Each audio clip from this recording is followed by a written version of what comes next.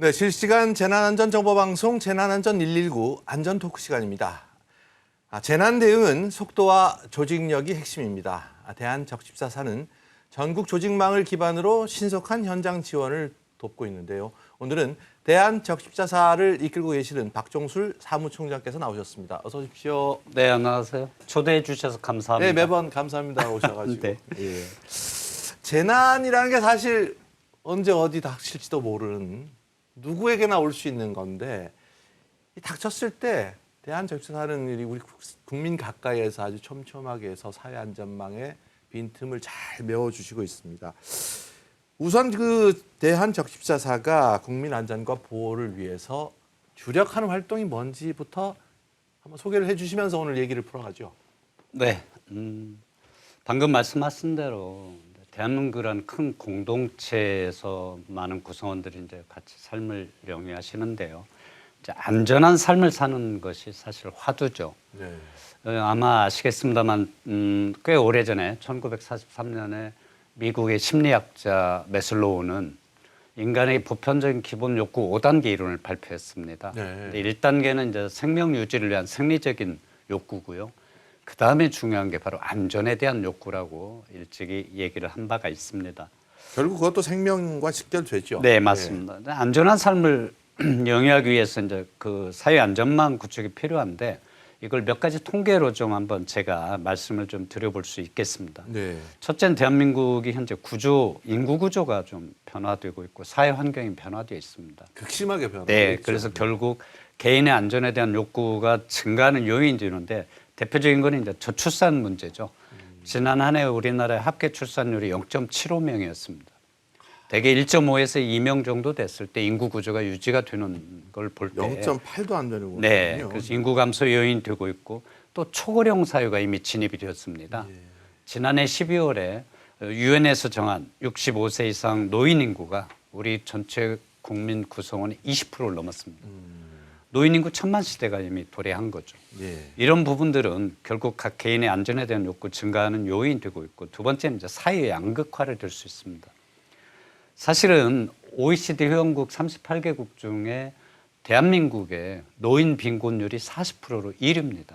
불명예스러운 네. 일이죠. 그리고 또한 전체 인구의 5% 이상이 외국인으로 구성된 다인종 다민족 국가가 이미 대한민국에 되어 있습니다. 뿐만 아니라 상하의 소득계층의 양극화 이런 요인들은 결국 사회 안전망이 매우 필요로 한다는 그 증명적인 사례가 되겠고요. 마지막으로는 빈번한 재난이 생명과 또 직결되는 욕구에 대해서 안전의 욕구를 불러일으키는 요인들이 되겠습니다. 이제는 안전한 삶은 선택이 아닌 필수라고 말씀드릴 수 있겠습니다.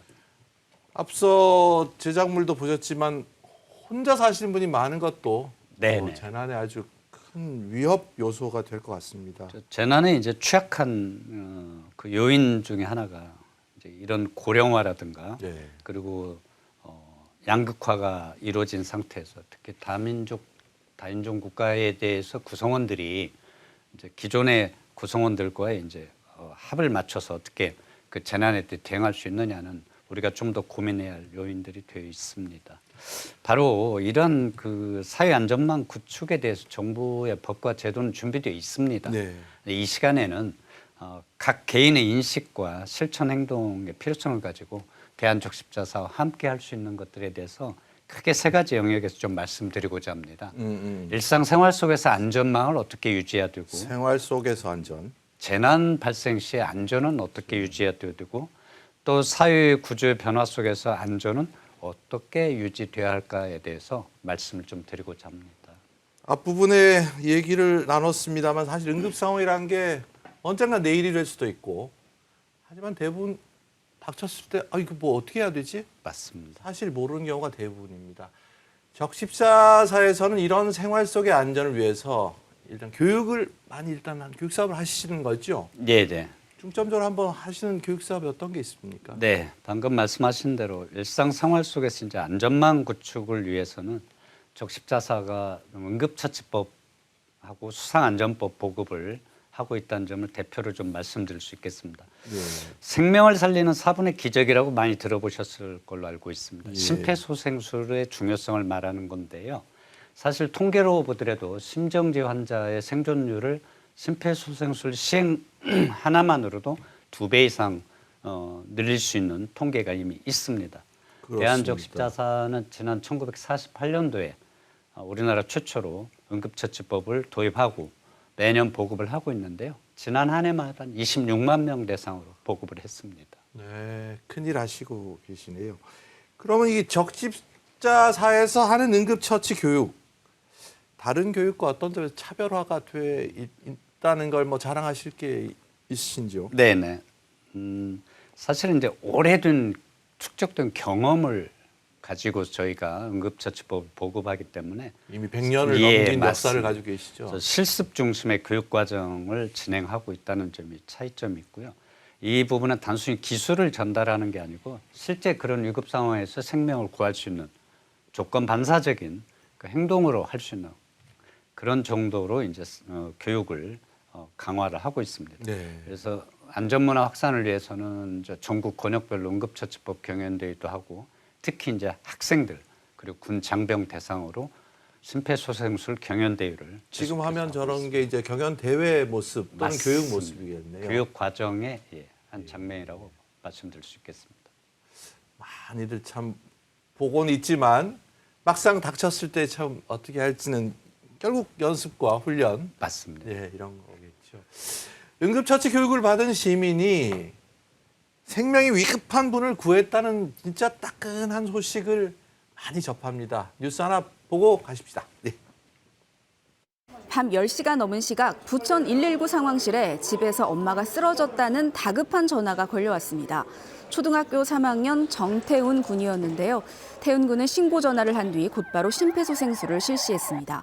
그 결과 엄마는 구급대가 도착한 뒤 호흡을 회복할 수 있었고 지금은 퇴원했는데요. 병명은 급성 심근경색, 심폐소생술로 골든타임을 지켜낸 태훈 군 덕에 목숨을 구한 겁니다. 태훈 군은 집 주소는 치킨 주문할 때 외워뒀고 심폐소생술은 학교에서 배운 걸 떠올렸다면서 엄마가 회복돼 기분이 좋다고 말했는데요. 부천 소방서는 태훈 군 학교를 찾아서 소방서장 상장을 수여했습니다. 참 이보다 큰 효도가 어디 있겠습니까? 정말 대단하고 자랑스럽고 결국 이것도 교육의 효과고요. 이걸 보니까 심폐소생술 같은 교육이 얼마나 중요한지 실감이 납니다. 기억나시는 뭐 에피소드 많이 네. 가지고 계시겠죠? 네, 맞습니다. 사실 좀 전에 이제 뉴스에서 나온 사례가 굉장히 인상적인 이유는 심폐소생술이라는 것은 남녀노소를 불문하고 누구든지 익힐 수 있는 가장 기본적인 이제 응급처치법 중에 하나인데요. 어렵다, 무섭다 이런 생각을 좀 하게 될 수가 있죠. 중학생이 그거를 익혔고 그 심폐소생술을 기억해서 가족을 살렸다는 거는 그만큼 교육의 힘이 굉장히 중요하다는 걸 이제 느낄 수 있는 사례가 되겠고요. 교육의 목적은 사실 현장에서 실제 구현할 수 있어야 되는 것이 가장 큰 목적이거든요. 그래서 이 부분에 대해서는 방금 전에 보신 그 중학생이 가족을 심폐소생술로 해서 귀한 생명을 살렸다는 데서 큰 의미가 있는 사례가 되겠고 이 이외에도 이제 뭐 서울적십자병원 간호사가 지하철에서 출퇴근 중에 시민의 심정지 환자로부터 이제 그 생명을 살린 사례들도 굉장히 좀 기억에 남는 게 있습니다. 사실 이 응급 상황이라는 거는 남녀노소나 또는 시대와 장소를 가리지 않고 발생할 수 있습니다. 그래서 거기에 대해서 반복 숙달된 교육이 있을 때 그 가족이나 이웃 또는 동료들을 구할 수 있는 바로 그런 행동으로 나타날 수 있는 거죠. 이 이외에도 많은 사례들이 있습니다만 사실은 심폐소생술이 얼마나 중요한가에 대해서 우리는 현장에서 많이 목격을 할 수 있었습니다. 네. 또 하나 우리 위험 요소 중에 하나가 이제 물인데요. 물 수상안전 교육 프로그램도 운영하시죠? 네, 맞습니다. 전문 강사 당연히 양성하실 테고 일반인들 대상으로 생존 수영도 이렇게 가르친다고 들었는데 생존 수영이 뭐 다른가요? 네, 진행자님께서는 수영 배우신 적 있으시죠? 배웠는데 요즘 잘 못하겠습니다. 예. 네, 사실 이제 수영을 잘한다는 것과 좀 생존 수영은 다릅니다. 생존 수영은 익수자가 즉 물에 빠진 사람 본인 스스로 생명을 구조자가 올 때까지 지탱하는 기술이거든요. 단순히 수영을 잘하는 거하고는 좀 네, 다릅니다. 예. 그래서 물속에서 이제 에너지, 즉 행동, 몸 동작을 최소화해서 생존 시간을 최대로 유지하는 것이 사실 생존 수영의 가장 큰 핵심이고요. 적십자사는 지난해 8천여 명을 대상으로 생존 수영에 대해서 보급을 한 적이 있습니다. 특별히 더 필요한 생존 수영 교육을 받을 필요가 있는 대상이 따로 있습니까? 네, 있습니다. 이제 어린이와 고령자, 노인층이죠.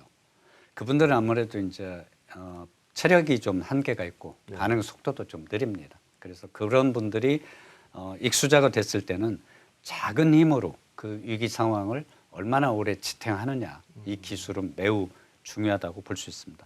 아시겠습니다만 지난 2014년 세월호 참사 이후 전국의 초등학교 3, 4학년들은 의무적으로 생존교육을 받도록 지정이 또 되어 있습니다. 이번엔 얘기를 조금 달리해서 재난 속의 안전 이 얘기를 해보겠는데 요즘 이상하게 1월에 산불이 많아요. 12월 겨울에 보통은 이제 봄 가뭄이라고 해서 3, 4월에 산불이 불조심 네. 강조 기간 뭐 이렇게 하는데 대형 산불로 확산된 곳도 많았고 올해 겨울에 재난 대비 갈수록 중요합니다. 평소 재난 대비 목표가 있으시죠? 네, 맞습니다. 사실 이제 기후 변화라는 게 다양한 형태로 재난의 발생 빈도를 좀 증가시키고 있고 또 재난이 발생해도 규모가 좀 대형화되는 특징이 있습니다. 네.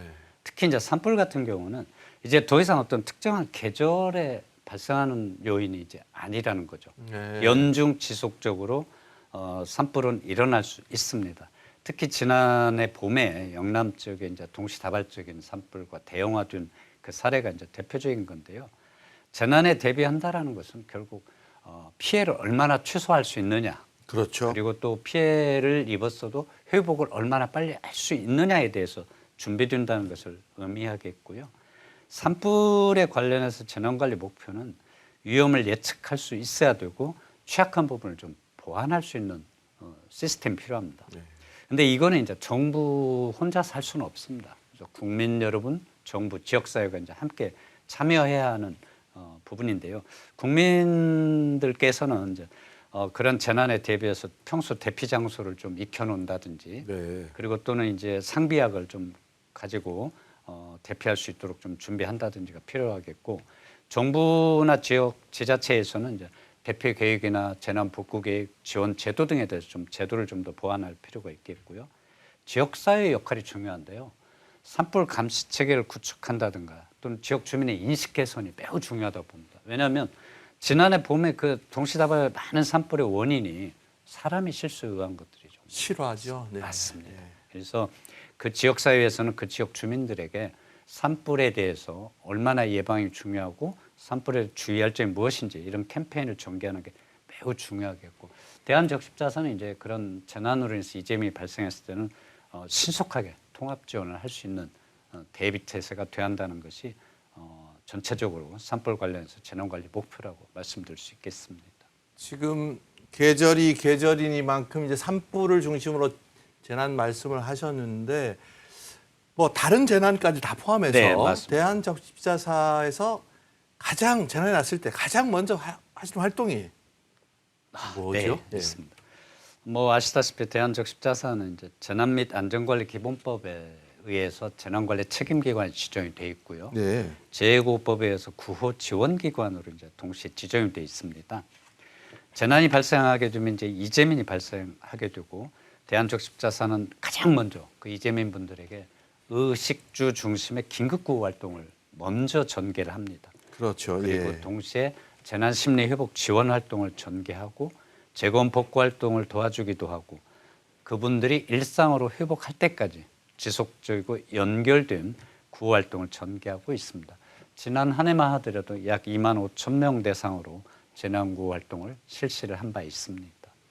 이재민들 참 뭐 갑자기 닥친 재난에 어쩔 줄 몰라 하시는데 가장 옆에서 이렇게 이 복장을 하고 계시면서 이제 도와주시는 모습을 우리가 많이 봤습니다.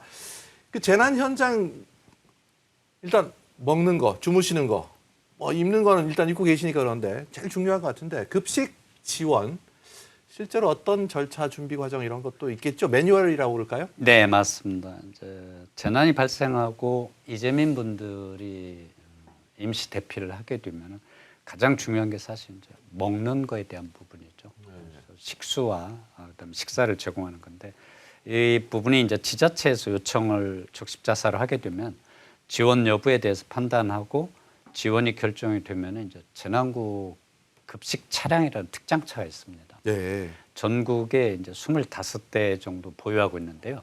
이 차량 한 대가 동시에 성인 500명 대상으로 급식 지원이 가능하도록 되어 있습니다. 꽤 크네요. 네, 그래서 그런 절차에 의해서 진행이 되는데요. 그 급식차를 운영하기 위해서는 교육이나 훈련 등 구호 요원이 좀 평소 준비가 되어 있어야겠죠. 그리고 재난 현장 안전 여건을 확인해야 됩니다.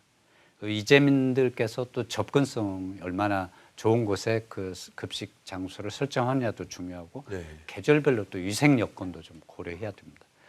그 이후에 급배수 시설이라든가 식수 인원 등을 파악하는 종합적인 이제 구호급식에 대한 매뉴얼이 준비되어 있고요. 그에 따라서 저희가 이재민 발생 시에는 신속하게 지원을 하고 있습니다. 그리고 또 하나는 대한적십자사가 이제 최근에는 구호급식 경연대회도 좀 합니다. 이것도 대회를 하시죠. 네, 이거는 재난 상황에서 이제 급식이지만 이제 그에 따른 균형 잡힌 식단도 좀 만들어야 되고 또 그분들에게 양질의 식사를 제공해야 되는 것들은 평소 훈련되지 않으면 어렵거든요. 네. 그래서 그 부분은 대한적십자사가 봉사원분들과 함께 평소 교육 훈련을 통해서 진행하고 있습니다. 결국 이제 보통 이재민들을 한 곳에 이렇게 임시 뭐 수용이라 그러면 이상하지만 대피소에 머무실 텐데 거기에 또 운영하는 노하우도 대단하실 것 같아요. 네. 재난 상황이 이제 발생하게 되면 정부나 지자체는 지역 주민들에게 대피 공고를 합니다. 네. 요즘은 이제 과거에는 사실 공고 수준이었지만 지금은 이제 강제적으로 대피할 수 좀 더 강화해 놨습니다. 귀중한 생명을 살리기 위한 하나의 목적이죠. 네. 그래서 대피를 하게 되는데 평소에 지자체에서는 이제 그 지역에 이제 체육 시설이나 또는 학교 강당 또는 다수 인원을 수용할 수 있는 문화시설의 강당 등을 지정을 해서 운영을 하게 됩니다. 사실은 대피 공고에 따라서 몸만 빠져나오기 때문에 당장 그분들에게 필요한 그 의식주 중심으로 가는 부분들이 기본적으로 들어가야죠. 그래서 그렇죠. 임시 대피소가 선정이 되고 설치가 되면 대한적십자사는 먼저 이분들을 위해서 안전 확보를 위해서 준비를 합니다. 감염병이라든가 2차 사고 위험으로부터 예방을 할 수 있어야 되고 그리고 이분들에 대해서 기본 생활에 대한 여건을 보장을 해야 됩니다. 그 생활을 하셔야 되니까. 네, 균형 잡힌 식사, 생필품, 위생용품 등을 지원하는 거죠.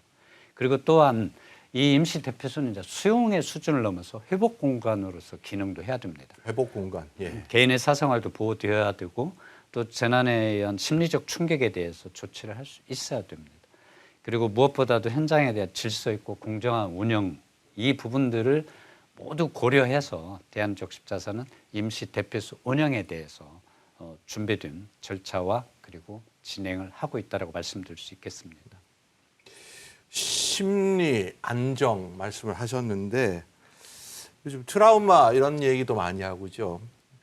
심리 지원 활동도 중요할 것 같습니다. 네, 매우 중요합니다. 사실 2014년 이제 세월호 참사 이후 그때 당시 각 지자체 재난심리지원센터 운영이 좀 통일되지는 않았습니다. 네.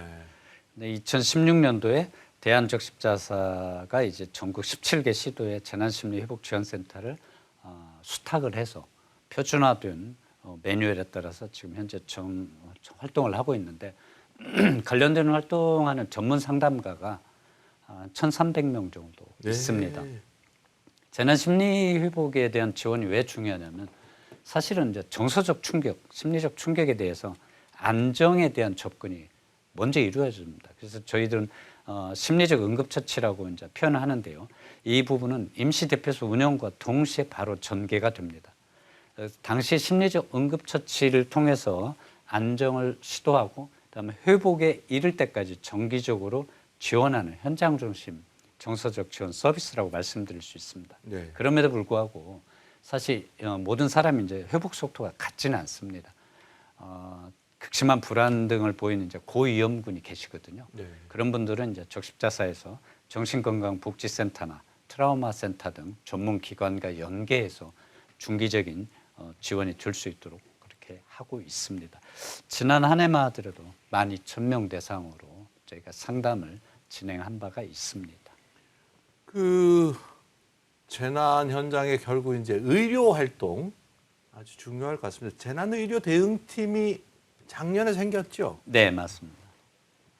어떤 활동 하시고 잘 진행이 되고 있습니까? 네, 지금 방금 말씀하신 대로 이제 지난해 재난의료지원팀이 왜 필요한지에 대해서는 대한적십자사는 현재 병원을 7곳을 운영하고 있습니다. 예. 급성기병원 6개와 재활병원 1곳을 운영 중인데 재난이 갈수록 복잡화되고 다양화되고 있고 이에 따라서 그 이재민들의 의료 지원 활동이 굉장히 현장에서 필요한 경우가 많이 생기고 있습니다. 그래서 적십자사는 기존의 이제 의식주 중심 긴급구호나 재난 심리 지원을 넘어서 현장에서 의료 지원까지 할 필요성을 느껴서 출범을 했고요. 전국을 권역을 4개로 나누어서 4개 팀을 편성을 했습니다. 거기에는 이제 의사, 간호사, 행정요원들, 전문요원들로 이제 구성이 되어 있고 이 4개 팀은 재난 발생 시 그 권역에 대해서 즉시 현장 지원할 수 있도록 지금 현재 편제되어 있고 운영 중에 있습니다. 지난해 경북 산불 지역에서 3일 동안에 130명 대상으로 현장 진료를 수행한 바 있습니다. 한 팀이 바로 현장으로 출동해서 맞습니다. 조치를 하시는 걸로. 네. 이런 재난 상황 외에 평시에 우리가 적십자사 하면 떠오르는 게 헌혈입니다. 헌혈. 네.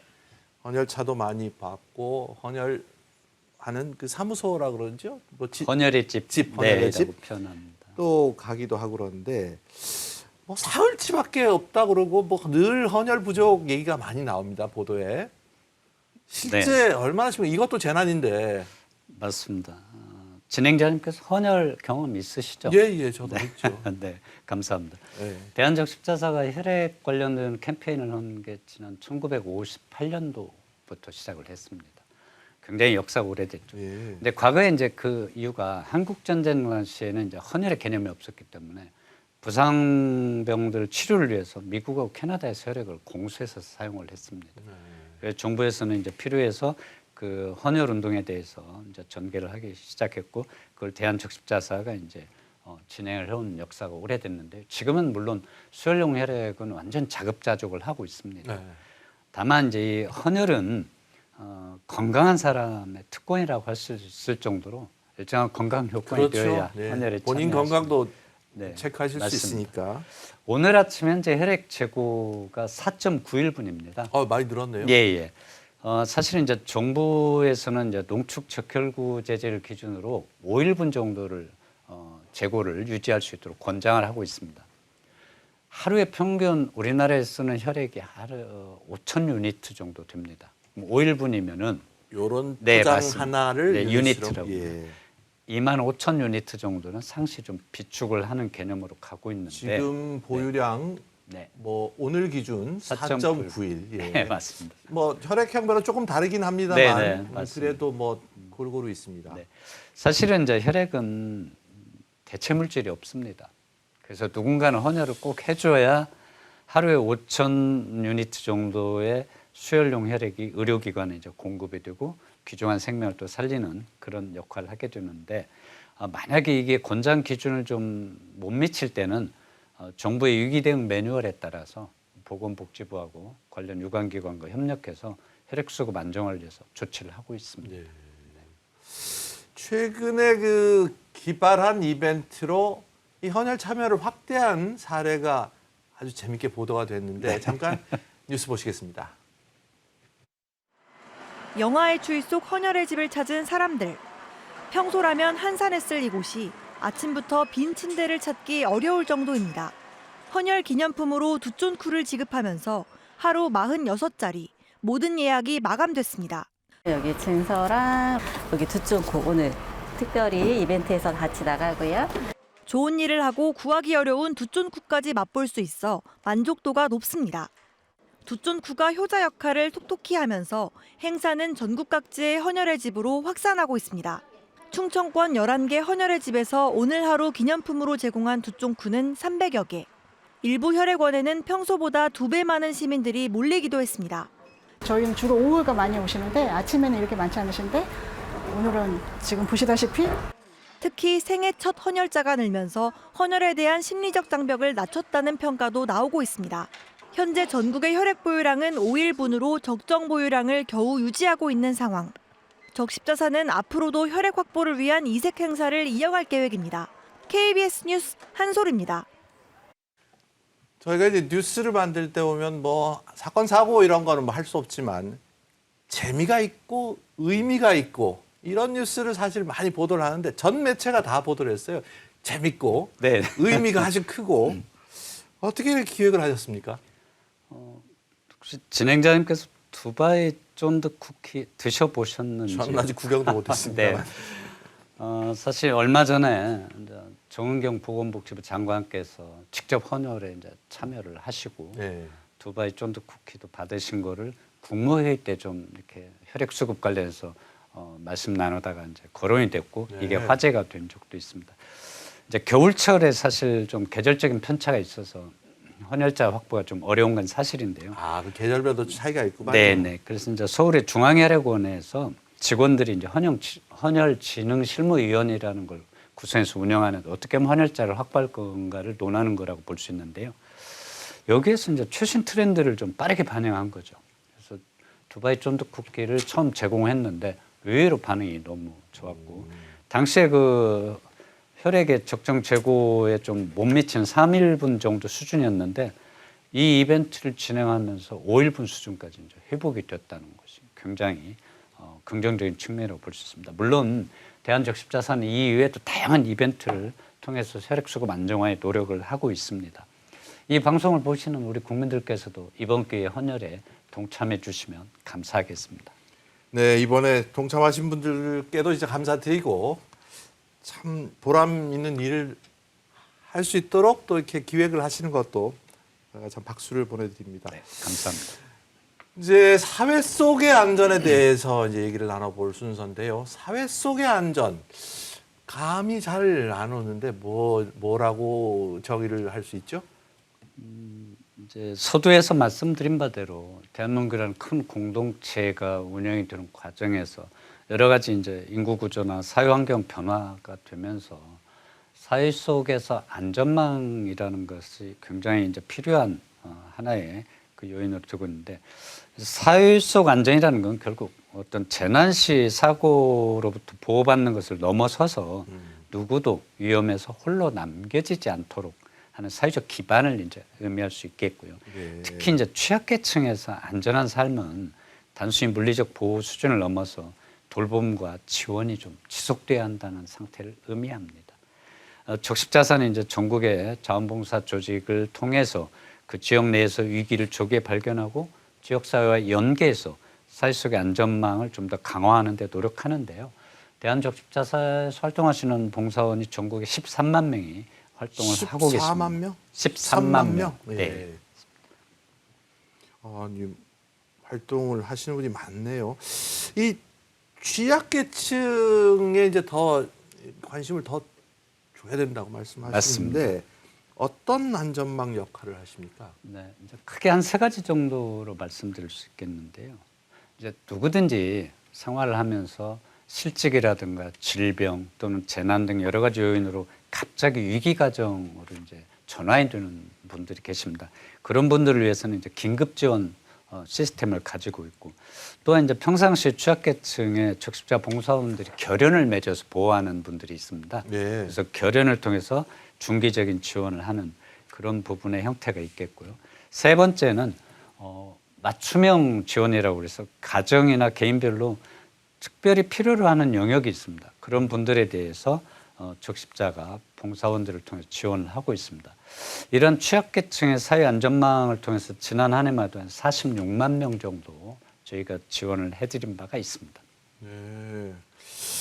결연 지원이라는 말씀이 와닿는데 결연 지원은 구체적으로 어떤 지원을 말씀하시는 네. 거죠? 적십자사 봉사원 두 분이 네. 취약계층 한 분과 결연을 맺습니다. 그래서 이분들에게는 물질적 지원뿐만 아니고 정기적인 안부도 확인하고 즉 관계 형성을 통해서 중기적인 지원을 하는데요. 이 부분은 이제 정서적 안정도 지원이 되고 고립을 예방하는 그런 효과가 있습니다. 대한적십자사는 현재 전국의 19,000여 가구와 함께 결연이 되어 있습니다. 뭐 이웃 사촌 같은 개념일 맞습니다. 수도 있고. 네. 긴급 지원은 어떤 기준으로 또 하게 되죠? 네, 좀 전에 말씀 바대로 갑자기 이제 긴급한 위기에 놓이는 가정들이 있습니다. 이분들에게는 생계비라든가 의료비, 주거비를 신속하게 지원을 하는 제도인데요. 이게 지금 맞춤형 지원 화면이 네. 나오고 있는데. 이 부분이 이제 맞춤형 지원 예, 그 다음 내용입니다. 거고. 그래서 그 긴급 지원 같은 경우는 이제 지난해도 한 3,000명 정도 대상으로 지원한 바가 있고요. 네. 방금 화면에서 보시는 바대로 이 맞춤형 지원은 사실 이제 대상자별 특성과 욕구가 좀 다른 분들에게 특별히 지원이 필요한 경우가 있습니다. 예를 들면 희귀질환 소방관에 대한 치료비 지원이라든가 독립유공자 후손 돕기, 다문화 이주민에 대한 정착 지원 활동, 또 방학 때 결식 아동을 위한 도시락 지원, 이른둥이 가정 지원, 자립준비 청년에 대한 정착 지원 등이 있다라고 말씀드리겠습니다. 이제 제일 처음에 이제 말씀하신 것 중에 이제 고령화, 그다음에 네. 다문화 이렇게 얘기하셨는데 고령화 사회에서 참 걱정되는 게 이제 치매지 않습니까? 네, 맞습니다. 참 큰 이슈인데 치매 돌봄 활동도 하시겠죠? 네. 사실 이미 서두에 말씀드린 바대로 대한민국은 이미 초고령화 시대를 이미 도입을 했고, 근데 그 고령화층의 노인 인구의 10% 정도가 치매 유병률로 전환이 된다는 통계가 있습니다. 네. 1,000만 명의 노인 인구 시대에서 100만 명 정도가 치매로 유병될 수 있는 그런 통계라고 말씀드릴 수 있고요. 그래서 대한적십자사는 이제 기억을 지키는 프로그램을 위해서 2024년도에 론칭을 했고요. 특히 이제 대상자 중에 취약계층 어르신들을 중심으로 해서 결연 지원 활동 프로그램과 연계해서 치매 예방과 치매 돌봄에 대해서 손을 보태고 있습니다. 이 부분을 위해서는 이제 또 일반 봉사원분들이 별도로 치매 파트너스 전문 교육을 또 이수를 합니다. 네. 지난해 7,500명이 이수를 하셨고, 또 전국의 각 지사에서는 지역사회 치매 극복 선도단체로 지정이 되어 있습니다. 그래서 지자체와 함께 치매 예방과 치매 돌봄에 대해서 다양한 활동을 진행한다라고 말씀드리겠습니다. 결국 이제 치매 뭐 여기도 의료 사각지대라고 할 수 있는데 공공의료 영역에도 이게 확대가 돼야 되겠죠. 네네. 대한적십자사가 이제 1905년에 적십자 운동이 시작되었다라고 말씀드린 바가 있습니다. 그때 처음 시작한 게 적십자 병원이었습니다. 네. 그래서 당시 이제 근대 서양 의학 체계를 도입하는 계기가 되었는데요. 현재는 지금 전국에 급성기 병원 6개, 재활병원 1곳을 운영하고 있습니다. 대한적십자사가 운영하는 적십자 병원은 공공의료 역할을 합니다. 공공의료 역할이라는 것은 결국 두 가지 영역입니다. 필수 의료를 지원해야 할 영역이 있고 의료 취약계층에 대해서도 지원을 해야 되는 경우. 예전부터 하시는 네, 활동 화면이 나오고 맞습니다. 있습니다. 예. 이렇게 하고 있는데요. 지난 한 해 동안 적십자병원을 통해서 진료받은 인원이 100만 명 정도 되십니다. 네. 크게 두 가지가 그 중에서도 필수 의료 유지라는 부분은 이제 지역의 어려운 곳에서 산부인과라든가 소아청소년과 응급의학과 필수적인 의료를 제공해야 할 영역에서 적십자병원이 그 일부를 하고 있고요. 또 의료 취약계층에 대해서는 희망진료센터나 누구나 진료센터 프로그램을 통해서 북한 이탈 주민 또는 취약계층 주민, 다문화 정착 주민들에게 무료로 진료를 해주는 프로그램이 있고요. 네. 두 번째 기능은 재난이 발생했을 때도 공공의료가 필요합니다. 이미 아시는 바와 같이 지난 코로나19 때 적십자병원은 감염병 전담병원으로 전환을 해가지고 50만 명 정도 대상으로 치료를 한 바가 있고요. 네. 지난해에는 이제 대형 산불 재난 현장에서 재난의료 대응팀이 130명 정도 진료를 한 바 있습니다. 이 자리를 빌어서 하나 좀 당부 말씀을 드린다면 네. 대한적십자사 공공의료 기관으로서 이제 역할을 지속하는데 사실은 경영 결손이 좀 발생하고 있습니다. 예산 문제죠. 예. 예. 그래서 정부와 지자체에서 이 부분을 함께 좀 지원해 줘야 할 필요성이 굉장히 절실하고요. 대한적십자사가 혼자 감당하기에는 이미 한계에 지금 다다라 있다고 말씀드리겠습니다. 마지막 순서입니다. 30초 안전 챌린지. 아까 말씀하신 예산 부분까지 포함해서 국민들께 사회안전망 구축을 위해 평소 꼭 당부하고 싶은 사항이 있다면 짧게 말씀을 해주고 정리해 주시죠. 네, 대한민국 공동체의 사회안전망 구축을 위해서 국민과 정부 그리고 대한적십자사가 함께할 수 있기를 제안드립니다. 국민들께서는 기부나 헌혈 그리고 자원봉사와 같은 사회적 관심과 참여에 대해서 적극해 주시면 되겠고요. 정부에서는 공공 데이터를 기반으로 공적 지원을 위한 제도적 차원의 안전망을 좀 더 강화해 주시면 되고, 대한적십자사는 국민과 정부를 잇는 플랫폼 역할을 할 수 있도록 최선을 다하겠습니다. 대한민국 공동체의 사회안전망 구축에 국민 여러분들께서 함께해 주시길 희망합니다. 감사합니다. 동참해 주시기를 기대하겠습니다. 오늘 말씀 여기까지 듣도록 하겠습니다. 지금까지 박종술 대한적십자사 사무총장이셨습니다. 오늘 말씀 네, 감사합니다. 감사합니다.